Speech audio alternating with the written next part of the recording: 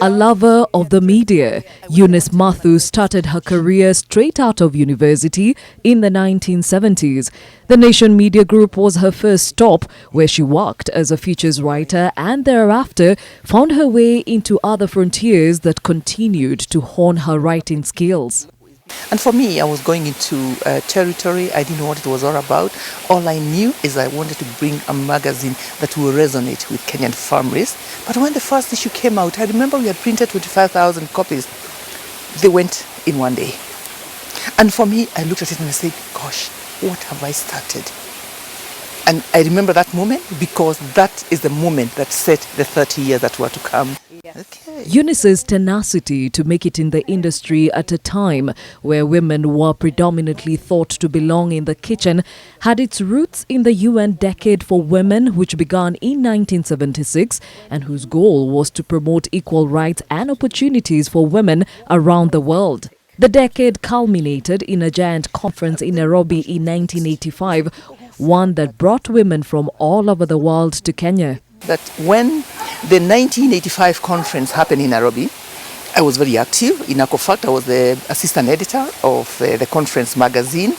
And this is what gave me the inspiration that we cannot say the women ticket has come to an end and then you don't do anything else. You need to do something. And actually, that's how Parents was born. 30 years and many stories later, Eunice not only has a magazine to show for that time, but also a family that she nurtured alongside her business. She is a wife and a mother of 3. I thank God that I've had a very supportive husband. It was an issue of juggling between all your responsibilities. But there's one thing I knew right from day one. My family came first. It was not whether I was going to be a senior manager. It was not whether I was going to start a business that was successful. It is whether I was going to bring up a successful a family that I can be proud of.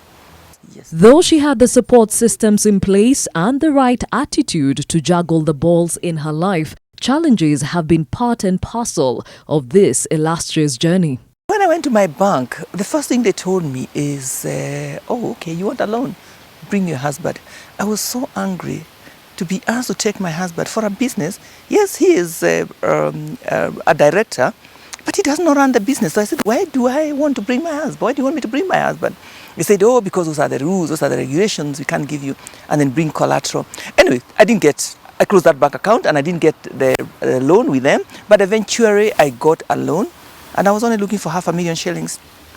Eunice is a founder member of the Media Owners Association and the Association of Media Women in Kenya, but her passion goes beyond the industry. She is keen on giving back to society and does so in different capacities. Starehe Girls came about just over 10 years ago, and I'm one of the founder trustees of the school. A group of women, we got together and we agreed that we need to do something for intelligent girls who can benefit from a system like the Starehe Boys. And we were very lucky because Dr. Jeffrey Griffin was alive at the time and he held our hands. And that's how Starehe Girls came to be. Her CV is dotted with many accomplishments, but Eunice is also very aware that a good business is one that outlives the founder. As such, she has since relinquished her role as editor-in-chief at Parents magazine. One of the things I really admire about the Asian community is that you find whatever business they are in, they start mentoring their young ones from when they are young.